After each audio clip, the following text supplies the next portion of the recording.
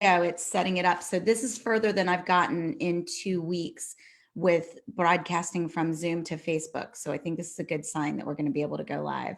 We're live. That's exciting. Yes, excellent. All right. Let's do this, y'all. Yeah, I see me talking. All right. And now I'm coming back to you.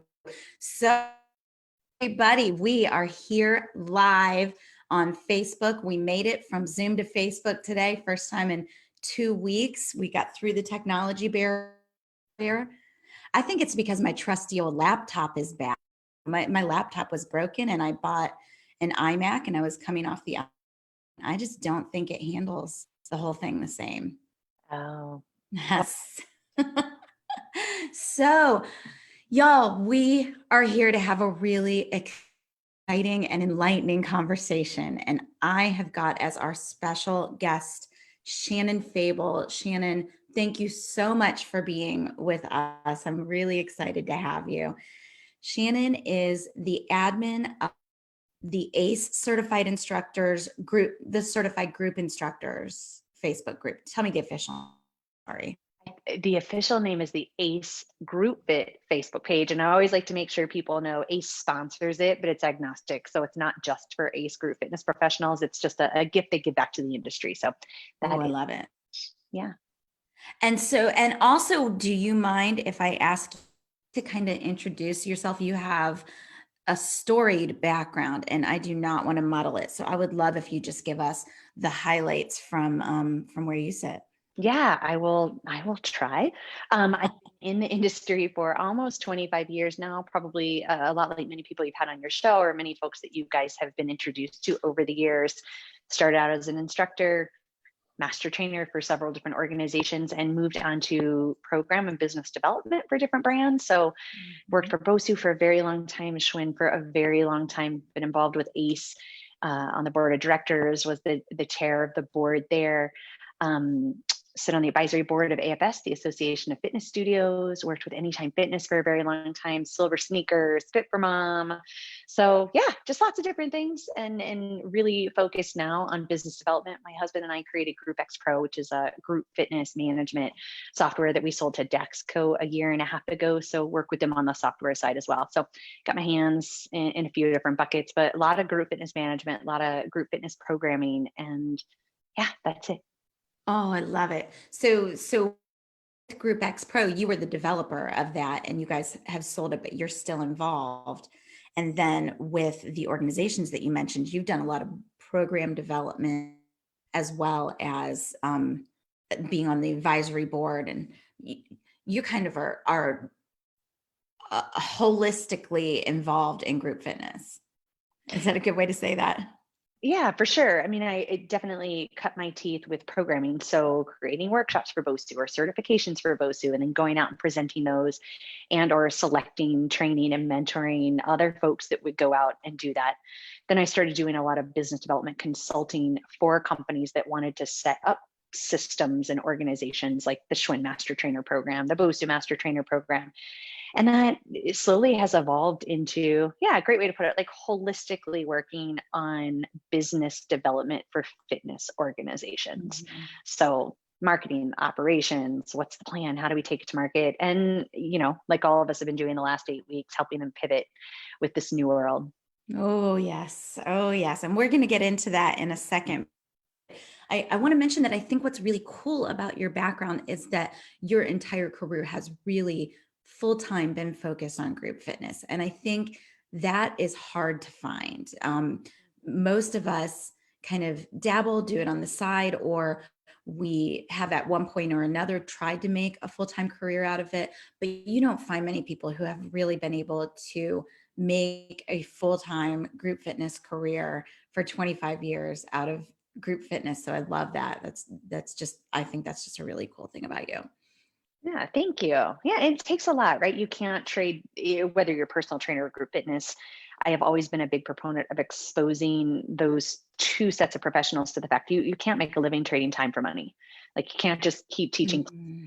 and you can't just keep face-to-face training people. You definitely, and I think we were talking before we went on, and I know we're going to get into this, but I've always preached that, but until people were forced to understand that in the last 6 to 7 weeks, it's kind of been this thing out here like, yeah, I get it. I understand it in philosophy, but what I love to do is move, and what I love to do is train, and what I love to do is teach. And I'm just going to keep asking for more money for that. But you're still kind of trapped and held captive by I am trading time for money. So I think just a really long time ago, I learned and spent a lot of my own money investing in learning business, not just fitness business, but I call it real business, right? Like outside of the fitness industry, and, putting myself in rooms where I definitely was not the smartest person. And like I said, paying money, investing and learning about what it takes to actually be an entrepreneur, not just buying yourself a job, because just working for yourself is not being an entrepreneur, right? Oh, That's yes. job. So, how do you create sustainable and diverse revenue streams so that you're not waking up every day asleep to your calendar? So it's kind of been my mission in life, is to pass that on to other fitness professionals and help them figure it out too. Okay, well, I used to say that Suzelle was who I wanted to be when I grow up, but now I think it might be you. I don't know about that. It's kind of crazy up in here. So, Well, beautiful. It's so true. I've been an entrepreneur for the last 6 years. So before that, I worked in corporate jobs and I taught on the side. And for the last 6 years, I've been bootstrapping my own marketing company. I've always done websites since 1999, and I can tell you that the things that you just said about, first of all, about education constantly, rooms that make you uncomfortable, getting out there and getting a holistic business education, but also the fact that just because you quit your corporate job and you said, I'm going to do this full time, does not make you truly an entrepreneur until you develop a business mindset and start to really think about how to not trade time for money. You've only just bought yourself another job. absolutely. Yeah. Ah, all right. So, what we want to talk about today, and I think we're going to keep back to some of these same themes, but let's talk about the future for the fitness professional. So, on Tuesday, I came on and I kind of just laid out a bunch of information that I've been able to collect as the admin of this large group. I asked people to send me their reopening plans. We talked about whether or not you would be willing to wear a mask to teach, and some of the things that we see could possibly be coming down the pike for us. And what I really realized and tried to say in a gentle way, let me back up. I heard later on that Shailene Johnson came on her live show on Tuesday and said the same thing in a not so subtle way. What I was trying to say in kind of a subtle way is we're not going back to the gym in the same capacity anytime soon. And we need to make that. And I think the pivot is different for some professionals than it is for others. Mhm. But I think we all are starting to come to the realization and starting to really digest that we're not going to be going back in. Classes will be smaller. There will be less because gyms can't afford to do all day smaller classes, and the expectations will be different. Mhm. So tell me, what have you seen that really sticks out to you about maybe reopening plans? Maybe we should start there. Yeah. I'm going to go backwards to go forward. I think what pains me with reopening is the minute that there was a glimmer of hope and we felt like we got this big win because we were included in phase one, Mm, everyone shifted from this growth and innovation mindset to planning to get back to normal. And so I mhm, think what you said is really, really important. The guiding light in front of you at this moment shouldn't be a rush to get back to normal, but how do I take the lessons I've learned or we've collectively learned during this giant pause and add them to my plans for the future? Because to your point, it's never going back to normal. And I try to think back to like 9/11, which I hate to go back there, but my child asked me a very interesting question the other day. She's like, "Will life ever be normal?" I'm like, "Well, that depends how you define normal. Like life will be normal, but we're going to engage with life and show up in life very differently, just like we did after 9/11. And I Mm, gave her some examples. Like not everything changed after 9/11, right? But a lot of things did, and mainly air travel and security and your peace of mind with those things. What's really different about this is truly it is touching every single part of our lives, mentally and physically. We're rethinking everything. And it's like a house of cards, how it all fits together. So my pain is that we are myopically thinking about, okay, how do I just downsize how many people are in the gym and give them the same thing because I want to get back to doing what I did before because that's what I know, that's what I love, and that's what I know they loved. And notice I used loved in the past tense. We mhm. think about, yes, that is what they did prior to this, and we don't have any you can survey everyone and their mother about how they're feeling, our consumers, the people that will come back to the gym. We don't really know what they went through because we weren't there with them. We don't know what their behavior is going to be. We don't know what they consumed while they were gone. We don't know how much they worked out, how much they didn't work out, how they found new ways to move their bodies, how they started to shuffle and reprioritize, what their jobs are going to look like when they come back, for heaven forbid, like what their childcare situation is going to look like. And so, I mean, I say all of that to punctuate what you said, which is it is never going to be the same as it was before, Mhm. period, the end.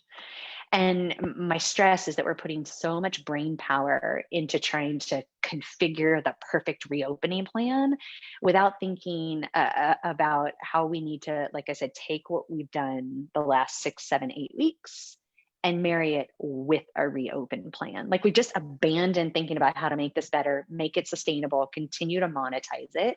And we've flipped to, okay, I need a reservation system. We can only have 10 people in the class. We're not going to use this equipment. We're not going to use that equipment. Here's going to be where the holding room is, et cetera. And it's like, oh, all that brain power.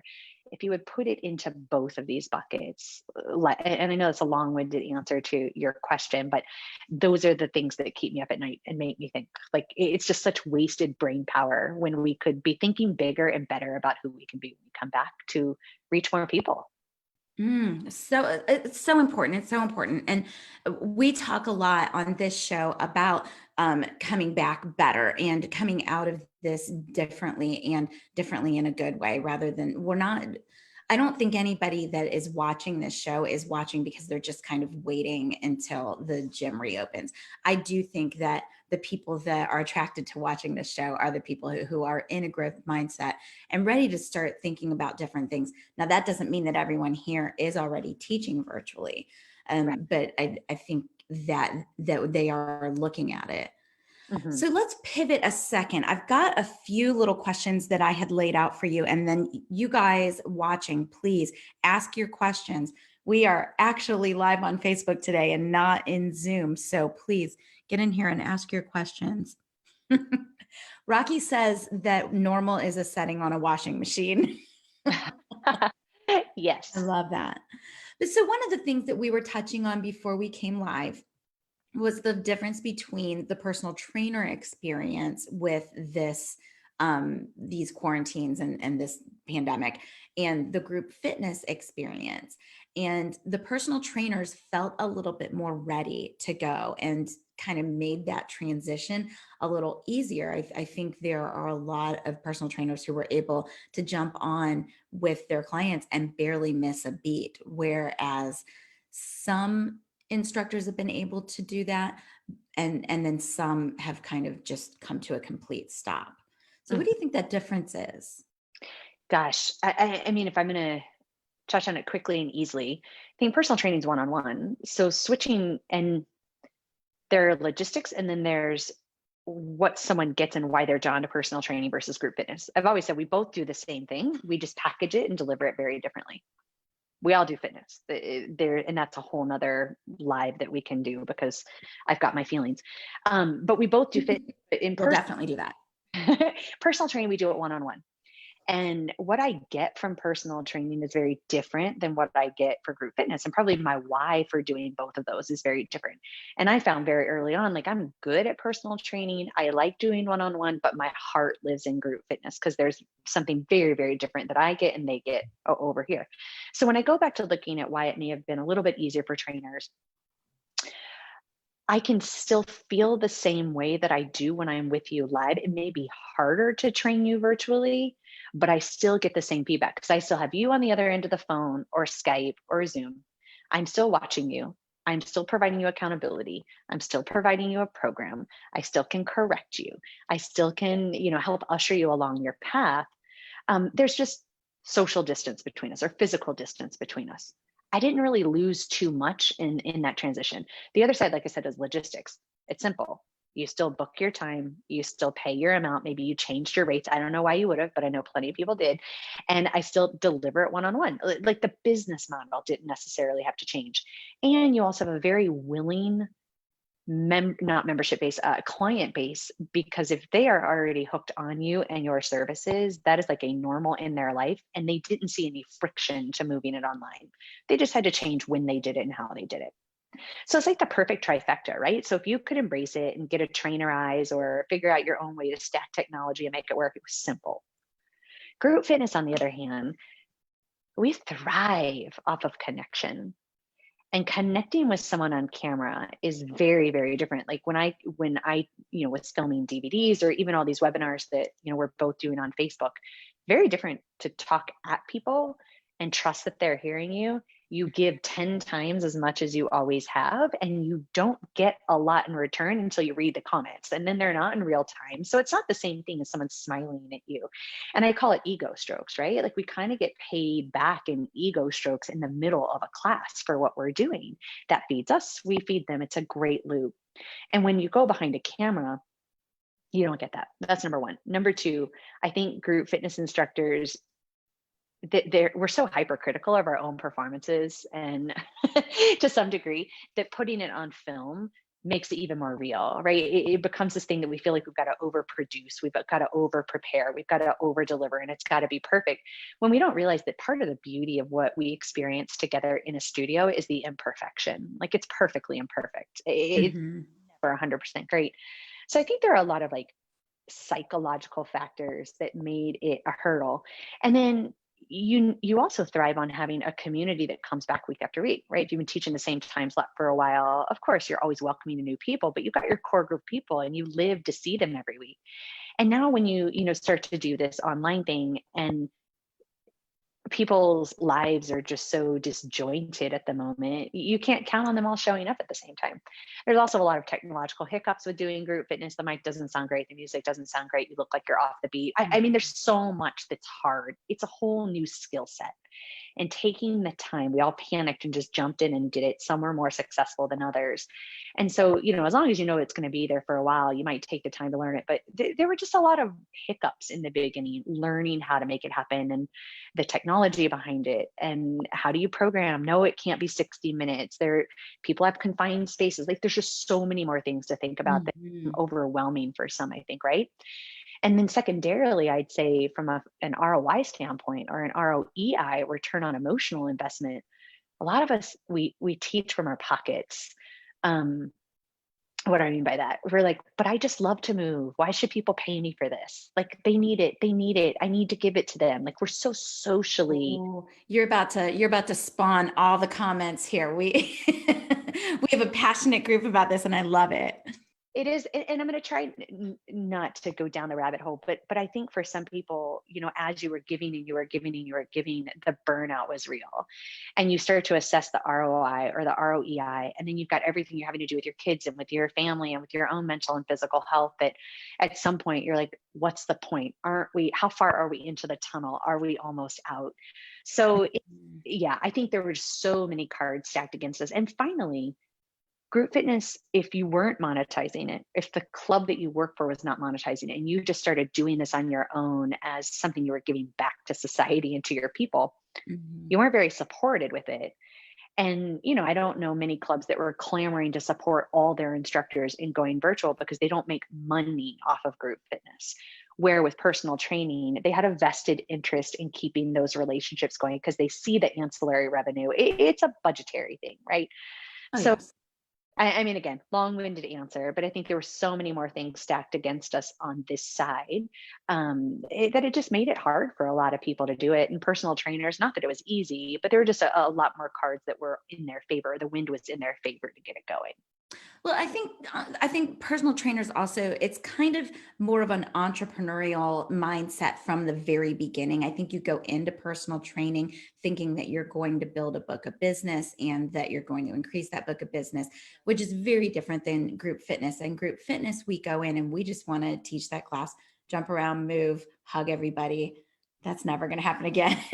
But we go into it for different reasons. And so I think those are great points. I think one thing we don't talk about a lot here that is very, very true is the level of support or non-support that you're going to get from a gym that you might teach with if you're going virtual. So if we are to go out there and say, I am going to my in-person classes going forward with some virtual teaching, where are the conflicts, where can you tease those conflicts out and make it okay, and how do we kind of start to handle that?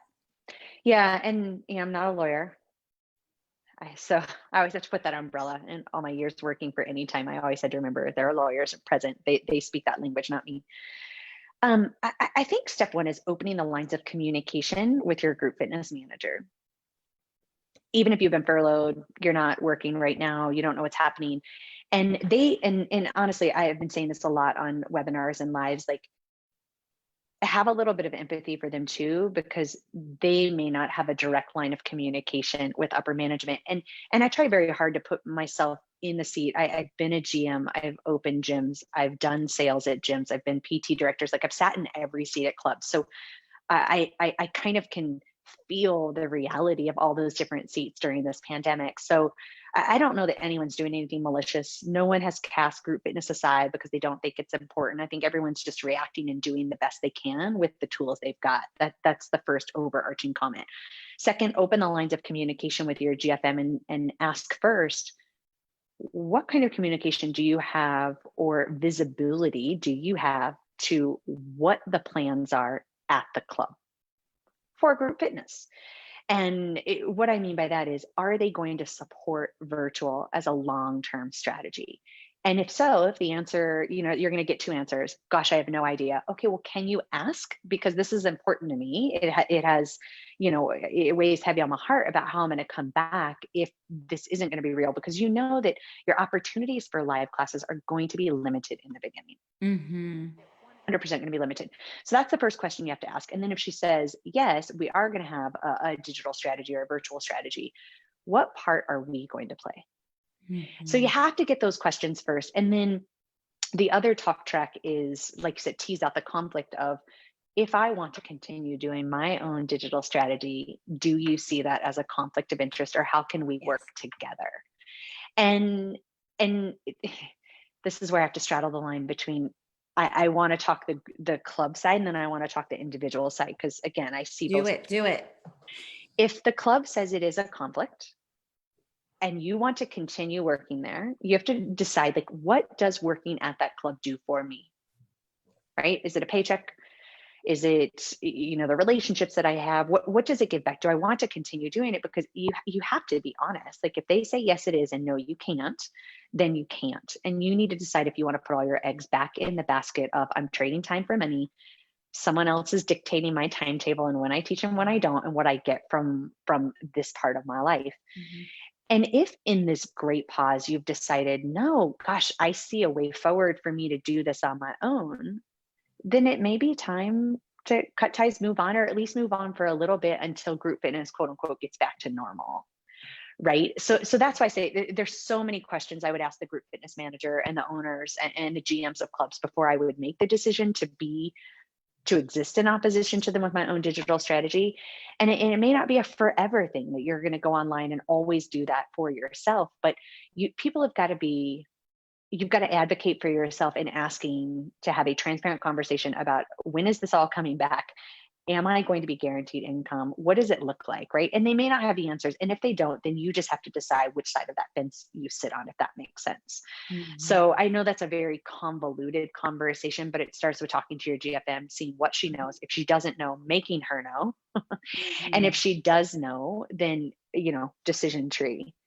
You're not coming back to work for 6 months. And like I said, you may arm her with some great questions too. Like, do you really think that we're going to, what do you project for us getting back to normal? And, all signs for me point to people are trying their best. They're going to do these small classes with reservations, and I think it will work for a while. But I also think it's going to frustrate more members in the short term than it's going to help in the long term. That's a And great it's gonna point. it's gonna lead group fitness people down a different path, because it's just like we were talking before we went on, right? Like, group fitness members, if I look at that archetype or that avatar, they like to look at the schedule on their own, make their day around the schedule, and drop in if it's convenient. And if that's not convenient, do it at another time or another Mhm. day. And all of a sudden, we're introducing something that's more an avatar of a personal training client or a studio client, a boutique client, where Small I'm group training. around my reservation. Yes. And moms don't do reservations. Like, our lives can't be dictated by someone else's reservation, Mhm. right? Like, we've got little people that we're organizing, and that's completely in flux right now. So I think trying to plan out my week and figure out how I can get into a 10-person class, that the minute that reservation opens up, everyone's going to be like this, right? I may just get frustrated with the experience. And not to mention, as instructors, I worry a lot about the instructors having to police the whole Ooh. reservation thing. And then what if you've got 10 people reserved and only 5 of them show up? You have nothing to hold over their head. Like, are we going to make this into a punitive thing where 3 strikes you're out, you can't reserve classes anymore? And if I'm just a group fitness person, then do I quit my membership? I mean, there's so many things where my head goes with this whole thing. Like, Hmm. want to be the instructor having to deal with it, honestly. Like, I want to opt out of that. I didn't sign up to be the police. I Yeah. signed up to show up and teach a great class. And if 10 people, I want 10 people to show up. And if 10 people aren't going to show up, then can there be a wait list? Well, yeah, but where are they going to wait? Because I know I've used this example before, but the last club where I was, like, here's the elliptical, there's the group fitness door. That's not 6 feet. Like, where are people going to wait for class? There's so many things I could talk about. But Another piece of that is that it does become a small group training experience, because most of these rooms, I can think of a couple rooms where I teach that could handle more than 10 people if we did 8 by 8 boxes for everybody. And you're going to see masking tape on the floor. You're going to see an 8 by 8 or a 10 by 10 box in most locations. And so, does group fitness move to the gym? What does that mean for our equipment? I mean, there are so many questions and so many um, short-term answers that are coming out right now that are maybe not long-term answers. So I wanted to add that to what you had to say. Yeah. and Kelly, what you just hit on, I mean, it brings us to my mind, like, who are the people making these decisions? Mm, Operators and logistics people. And they're doing the best they can. But if they are not a group fitness consumer, if they don't consume that product, if they don't know which that, most of them are not. they're not. And like you said, small group, and I think Irene is watching. We've been talking a lot about this whole concept of the hybrid fitness professional. There are personal trainers, there are group fitness instructors, and there are group fitness instructors that try to teach small group, and there are personal trainers that try to teach small group. Then there's this very small overlap of people that really, really get what small group training is and can kill it in that environment.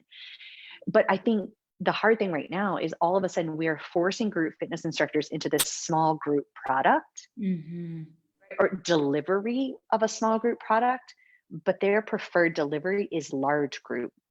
And that's everything. Like, we're used to high-fiving, we're used to partner drills, we're used to moving around a room, we're used to, so not only are we asking, group fitness instructors potentially to be policemen, but we are asking them to give the same experience without the same tools in their toolbox. Mm. And then we're still going to pay them $25 an hour. That's a whole nother conversation. Like, that is a hard job. You are 100% asking them to fundamentally change Yeah.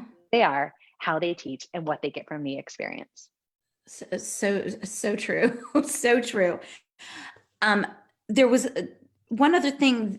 I want to back up for just a second, because we talked about going to the group fitness manager and saying, hey, what's going to happen with virtual?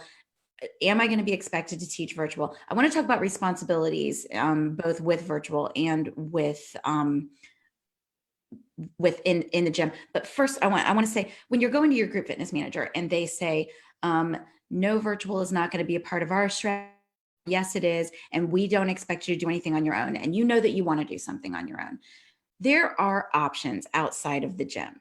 I personally own a little company that sends instructors to community centers and corporate wellness centers. And that allowed me, when this all started, to go ahead and say, I can do what I want because they're all my policies.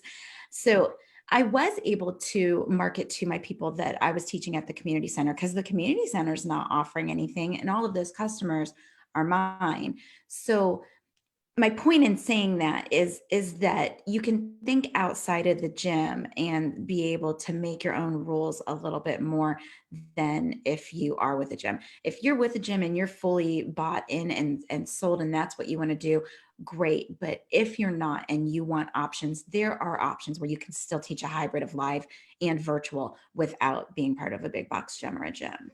And it comes down to, are you an employer or an independent contractor, and how the club has set you up, right? And if you are an employee, you have to listen to them. And it's always fascinating for me because I do a lot of work in the UK and a lot of work in Japan. And those instructors, like primarily instructors in those countries, are what they call freelance instructors. Mhm. They don't belong to a gym.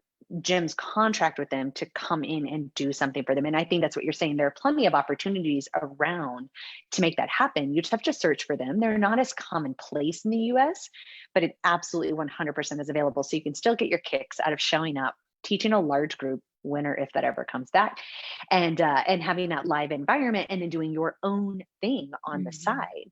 And I think you just have to decide. It's like, where do I want to play? And I think one lesson that we've all learned is, anything in life is just like the stock market, right? You can't put all your eggs in one basket. You can't hedge your bets. It's having all of your stuff tied up in one way of making money is a disaster. And it doesn't require you to throw spaghetti against the wall, because that is completely against my nature and my advice. I would never tell people, well, just try a little bit of that, try a little bit of that, try a little bit of that. It has to make a ton of sense, but you have to be able to diversify where your energy goes, make money in your sleep, money in groups, and money face to face with a little bit higher risk on your part and their part, a whole nother conversation. But yes, there are ways you can still do live and do virtual, but most gyms are not going to want you to do that or allow you to do that. And they are feeling that panic even more now than ever before, because before they never really understood. Let me back up. They did understand, but they didn't quite get the ramifications of having superstars in their clubs. The fact that if I decide I don't like your club anymore and I'm leaving and everyone loves me, they might not necessarily follow me somewhere else, but they might stop coming for a while, and you've got to win them back over, right? They have really experienced that and been exposed to that crack in their fissure during this time away, as they've watched you guys go online by yourselves and not been able to move quickly enough to have a strategy to, because virtual is a very different strategy for bricks and mortar. Mhm. So again, whole nother line of questioning and conversation, but they're going to be a little more averse to just letting group fitness have less oversight, have as little oversight as it has had in the past. That is my anticipation. I think they are going to want to closely monitor, have better metrics, understand what the return on their money is, because I think group fitness instructors, we don't realize, like, we do have a direct line to dues. And unless you as a group fitness instructor can prove that to the owners or the GMs, or you work for a group fitness manager that knows how to talk that talk, you truly are a disposable group, right? So we've got to start having that conversation and knowing. And I think GMs and owners are really going to start looking at that closely now as we head back into the clubs. Well, that is one great thing that could come out of this, is that you may see a higher value placed on group fitness, as it always should have been, because they're serving. And I know we talked about this a few weeks ago. A gym is serving 25 to 50 people with one employee in front of them and no equipment. And how different is that than even where you've got 50 people on treadmills, where you had to buy the treadmill and you have to service the treadmill and you have to grease the treadmill and you have to have got somebody to clean the treadmill. It's the lowest cost per head that there could be, but for some reason, it's always also been the least valued service that a Right. gym offers. Yeah, because it's so hard to connect the dots, right? Like, we're a dotted line back to dues. And like I said, you have to have that I'm a Love educating GFMs, do a lot of work on that because the GFM sits in the middle of that conversation of proving their worth. But something you mentioned was very interesting. We used to have the lowest cost per head. That's going to change when we come back. And I think club owners, they're going to want more out of what they get, because all of a sudden you aren't teaching. I'm not a $50 instructor teaching 50 people. I'm a $50 instructor teaching 10 people. Mm-hmm. And we're going to be asked to do. We're going to be asked to do a whole bunch more. Yes. And Let's transition into that, because I know you and I definitely wanted to cover that. Yeah, this is an interesting one again, because I feel like I always have to straddle the lines of, I never want to make the assumption that the practices of the club are with malintent. I think a lot of club operations, a lot of club policies are what I call fitness folklore. They've just been passed down from generation to generation because that's always how the club business has been. And sometimes the people on the club operation side may or may not even be exposed or in the know of some of the stuff we're getting ready to talk about. Long short, bottom line is, if you teach at a club, you should be paid for all of the time that you do work for that club. So what do I mean by that? If you are expected to show up 15 minutes ahead of your class, and you are expected to stay 30 minutes after and clean, it is no longer okay for someone to say, I'm paying you $25 an hour, right? If they've set you up in their pay system saying, Or $25 a class, you mean? No, but that's what I'm saying. The way that you are set up in most people's system is an hourly pay rate. Yeah. Right. But they pay you $25 per class, because at the end of the day, you're not just working an hour. Does that make sense? So let's not even talk about the not a lot of gyms are doing a time clock. They're saying this is 1 hour and we pay you $25 an hour. And then layering on all these other expectations. Now, I think a lot of times they're smart in the way they word it. We'd love for you to be there 15 minutes ahead of time to greet the members. We'd love. And so in pre-COVID world, I think a lot of clubs were able to do the right thing with the fuzzy language. And it's kind of up to you with how much you engage with that or not. Some clubs are smart and they do say, I pay you this much per class, and your class encompasses your setup, breakdown, prep, etc. That should be the way that you're paid. I'm going to push that off to the side. So the first thing is, if you are still being paid hourly and they are not allowing you to clock in and clock out, there's a conversation that needs to be had. Because if someone is truly saying, hey, here's your checklist, and after your class, you've got to sanitize this, and then go put the towels in the bin and I don't know how else they're going to do it unless they've got these giant ass cleaning staffs that are going to come back and be at the ready. And maybe they will. Some clubs do have that. I've seen that, especially in cycling studios. But if you are being if the expectation is you check off this punch list after or before your class with regards to cleanliness due to COVID, you should be compensated for that time. That should not exist within your $25 an hour. And if you're getting paid per class and now you've got this extra laundry list of expectations, then your pay rate per class should go up. Yes. Most definitely. You can't just do it out of the goodness of your heart. And because the group fitness manager is saying, I choose an instructor of the month every month, are you going to be the one that engages the most? Right? Like we've got, and I've done that myself as a group. I liked your little dance. That was, I've done it myself. That's why I'm making fun of myself. No one else. Like, again, it's fitness folklore. We don't know any better. We're just passing down what we've been taught. Mm-hmm. But, group fitness instructors, we're so caring and we're so socially responsible. And, not many people got in it to be rich. So we do it out of the kindness of our hearts and we think it's the right thing to do. And at the end of the day, I think you need to change your mindset. Like, this is still a job. There is still an ROI that you have to make on it. Like, and you've heard me say, someone is making money from it. Why aren't you? Well, and here's the deal, you guys, even a mission needs a margin. Like, why do we think that just because we're giving something to someone because we love to do it and I love to help people, move, even a nonprofit needs to make money to further their mission. And you need to make money and feel like you are compensated so you can put back into your craft and do more for the people. Like, it's a circle, right? So money's not a bad thing. it's not bad to ask for it. You're not being rude. And granted, I will say I feel deep respect and empathy for group fitness managers because we truly are the monkeys in the middle. So have a little bit of grace with your GFM because they may not have the ability to get you what you want.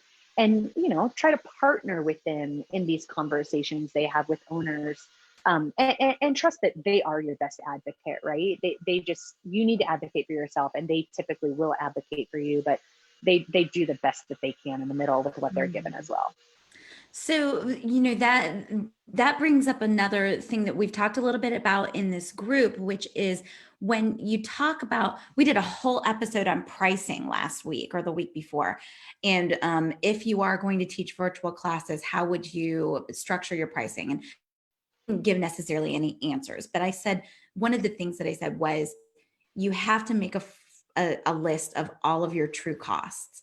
And as group fitness instructors, we have not done that. So I know I'm leaving the personal trainers out of this conversation a lot right now, but let's talk specifically about group fitness. You've got music, you've got, if you're paying fees to any kind of format like Zumba or Les Mills, or you have got your shoes and your clothes.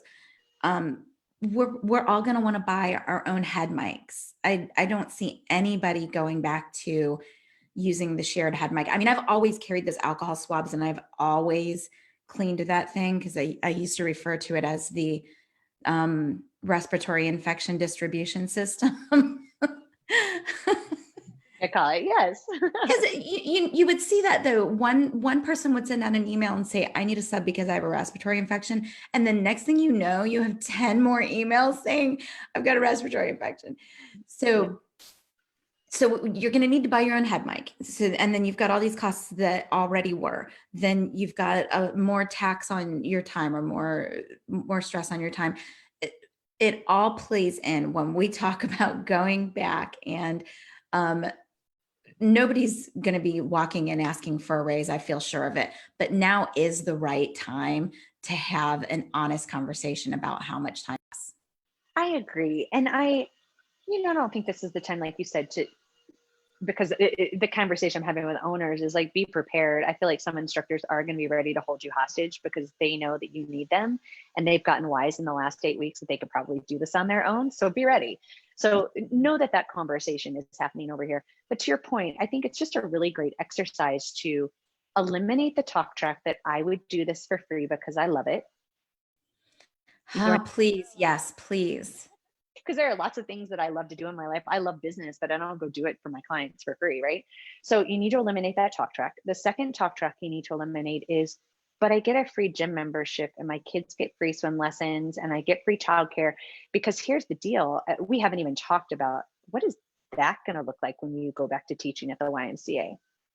Because it may or may not be true anymore. So eliminate that talk track, because sometimes we marginalize. Oh, I like that. Just stop thinking about that. Yes. We take things off the top because we're like, well, but I'd have to pay for this and I'd have to pay for this, and I forget it. Like, just set that aside and really think about, what are the tangible and intangible costs of the professional service that you provide, period, the end.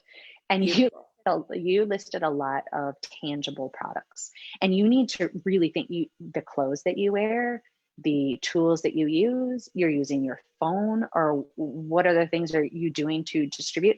But then the intangibles are, you need to think about, what did I pay to get certified? How much do I pay to stay certified? What are my CECs that I have to do all the time? As well as, and this is the big one, how much time did it take me to make up that class? And the intellectual property, what is the cost of the intellectual property? And every single week. And then here's the thing, I want to dot it, because then I hear people that have been teaching for 25 years and like, well, I mean, it's really easy for me now. It doesn't take a lot of time. And I can't remember the exact quote, but you get paid for you being able to do it that quickly because of all the years of work that you've put into it. Mm-hmm. So do not sell yourself short. Like, just because something now might take me 15 minutes to do, it's taken me 25 years to amass the knowledge and the system and the credibility to be able to pull that out of my ass in 15 minutes and give it to you. So no, I'm not going to decrease how much. It goes back absolutely to like, hey club owner, could you turn around and teach a class in 15 minutes? Because I could. I can make it up, but it's because I've been doing it for 25 years, and I'm not going to decrease how much I think I'm worth because it's easier for me to do it now than it was back then. And the flip side is true. Those of you listening that are new, just because you're new, like this whole concept of you get paid more money because you've been teaching longer. What? You're putting just as much effort into it, if not more money than people that have been teaching for a long time. And not that becomes the balance sheet, but do not sell yourself short in the beginning. Like they are not doing you a service by letting you teach. They are hiring you to provide a professional service that you paid money and took time to learn how to do that not everyone can do. It is an important thing. And, I do, ACE is very near and dear to my heart, having been with that organization for so long, and it is a nonprofit. I don't know how many people know that. And our mission is to get people moving. And we know that the most valuable person in that mission is a group fitness instructor. It's not to, no disservice to any other profession in the fitness industry, but we get more people moving at one time. And the ripple effect of what we do is so large. Never underestimate how much you should be paid to do what you do. Period. The end. Oh, beautiful. Beautiful. Okay, I think that is where we are going to wrap it because we are at about 45 minutes. That's where I like to be. And I think that was beautiful, beautiful, eloquently made point. It's something we have talked about here. It's something we've talked about in terms of virtual classes. But now that we do see gyms reopening, we see an opportunity to restructure this conversation. And no, maybe we're not going in and asking for a raise and saying, hey, I've been teaching virtually and I've had 50 people in class or whatever. But it's a time to take a realistic look at the costs involved, the time involved in and outside of the gym, and then what am I really being compensated for, and take the perks out of the equation. And I would add to that, because I know we were going to talk about virtual, but please do not devalue what you're providing virtually either, just because you're not face to face. Your gift doesn't change just because you're behind a camera. So all people that are like, well, I'm just going to do it for free because it's not the same, or I'm going to do it for less money because I don't get to see you face to face. Group fitness has never been about, I mean, face to face is important, but please don't devalue it. Like if you're thinking about a virtual strategy, do not leave money on the table on virtual just because you think it's a lesser product. It's not a lesser product. That's all in your head, not in their head. You're still giving them something they need desperately. I love it. And that is a whole conversation that we could have. And maybe we'll come back and do that again, because I would really love to start to dive deep into why would you teach virtually and what are the differentiation points that would allow you to compete with Beachbody and Les Mills On Demand, and because there are differentiation points in your customer's mind and in your future customers' minds, and you've got to find them and pull them out and use them and exploit them. Is that a good word? All right. So Shannon, I would love to have you back to talk again. I think this has been an awesome conversation and you are an absolute wealth of knowledge. Thank you. Thank you for having me. It was so much fun. I'm so glad we got to do it. Oh, me as well. Me as well. So I'm going to remind the group. You guys may not know about this. Shannon, you may not know about this, but at fitprosconnect.com, we are doing a challenge. And I am asking, Denise and I are asking people to come on and write an article or do a video or write a poem or whatever, make a drawing, whatever you want to do. Talk about the transformation that you have had, either physically or business wise, spiritual wise, your transformation from this period of you've been in quarantine. I am so excited to see the entries starting to come in on this. So people are out there and they're talking about their transformation, and I'm calling it the Transformation Challenge. So you guys go to fitprosconnect.com, transformation challenge, and enter. You will win. The winning entry is gonna win 12 months of music from Muscle Mixes, 12 months on the app, and 12 months in the mastermind group that I'm putting together that will be focused around your virtual teaching business. Great. Good. Thanks for all the work you're doing, Kelly. It's great to talk with you. So appreciate you. Thank you so much. Thank you so much. Okay. So you guys, next week we will see you again. We're going to continue to talk about the future for Fit Pros. And I think that's all I've got. Shannon, thank you so much. You bet. Have a great day. All right. Bye-bye. Bye.